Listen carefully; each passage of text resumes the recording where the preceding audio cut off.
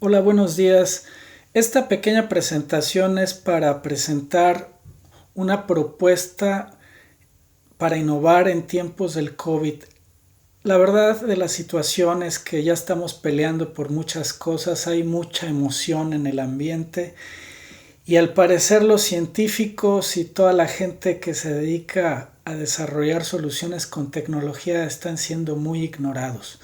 Aquí les presento una propuesta muy sencilla, fácil de implementar, que puede tener resonancia con el grupo científico y personas interesadas en participar para dar una solución ya al problema del COVID.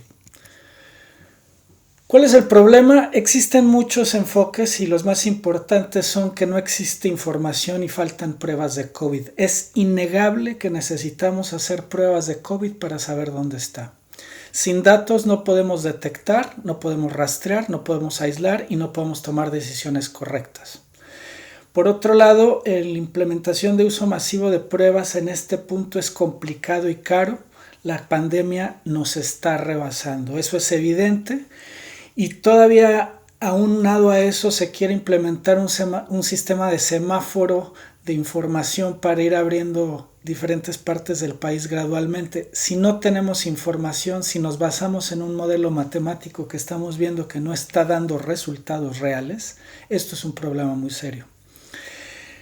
Esto nos lleva a entender que podemos utilizar algunas técnicas con algunas ciencia estadística para poder resolver el problema.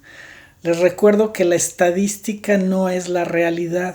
La estadística es lo que ayuda a entender la realidad. La estadística es una fotografía de lo que estamos observando, no es lo que está pasando, es un grado de nuestra ignorancia. ¿Qué es lo que estamos haciendo? Tenemos muchas opiniones y pocas acciones. La falta de datos produce poca información, hay mucha presión para reactivar la economía, se dan malas decisiones, se generan muchos problemas y esto está dando resultado muertes. Y mejor no le sigo porque esto puede generar un problema social mucho mayor y desbordar en otras cosas. En concreto, ¿cómo podemos ayudar? Yo les recuerdo una frase muy importante: lo mejor es enemigo de lo bueno. Tenemos que tener algo bueno razonablemente, que sea barato y que sea bien rápido de implementar. La propuesta es muy sencilla: pruebas en grupo. No es lo ideal, pero sí puede ayudar mucho. ¿A qué me refiero con esto? Tenemos que definir nuestros lugares de muestreo y análisis para detectar el COVID. Por ejemplo, escuelas, edificios, vecindades, empresas, clústeres. Aquí lo importante es definir esos clústeres con los que vamos a trabajar. Y eso es muy importante porque en vez de hacer 5,000 pruebas en una empresa, vamos a hacer una serie de pequeñas pruebas dentro de la empresa y con eso tener una fotografía del fenómeno en ese lugar. No es lo ideal, realmente tendríamos que hacer un muestreo estadístico randomizado, pero esto puede resultar mucho más económico, mucho más rápido. ¿Cuál es la lógica de todo este proceso?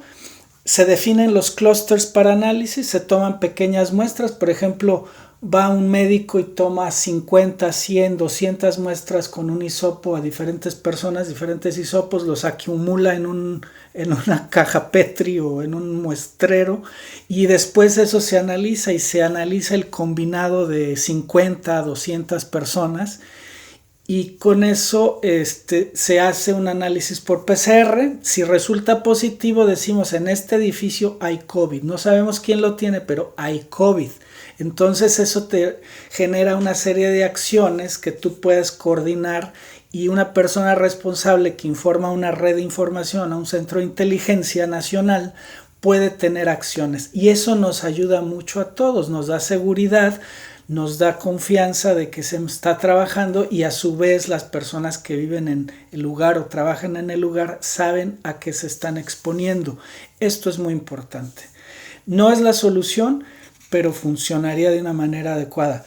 Después les explico por qué pienso que este sistema puede funcionar basado en lo que significa el PCR, que es una herramienta realmente maravillosa para este tipo de situaciones.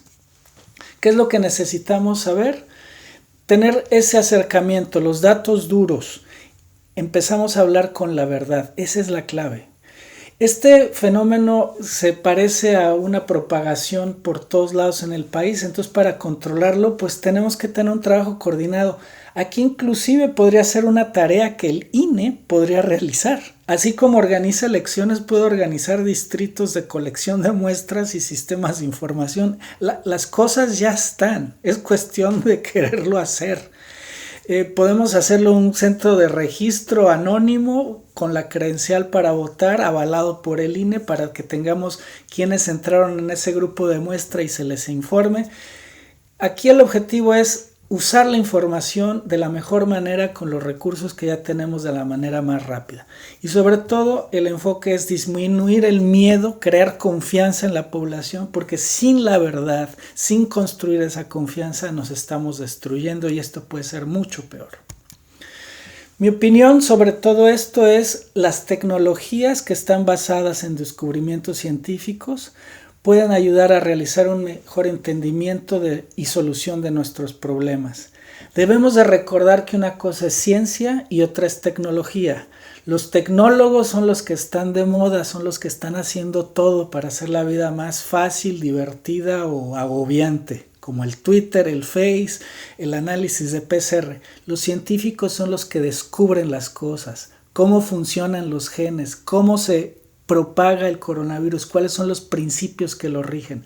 Entonces, si le ayudamos a la ciencia con información a través de la tecnología, podemos incrementar nuestra capacidad para descubrir nuevas cosas. Esto significa que tenemos que hacer innovación, tenemos que tener una disrupción, porque hay que abaratar el costo y la complejidad para hacer algo más adecuado y sobre todo tener control de la información adecuadamente. Esto creo yo es mejor que un aislamiento a ciegas, que estar todos en la casa preocupados, con ansias de trabajar, con ansias y la presión económica, y esto puede ser una solución y se puede implementar desde el día de hoy. Lo dejo a su consideración. Gracias.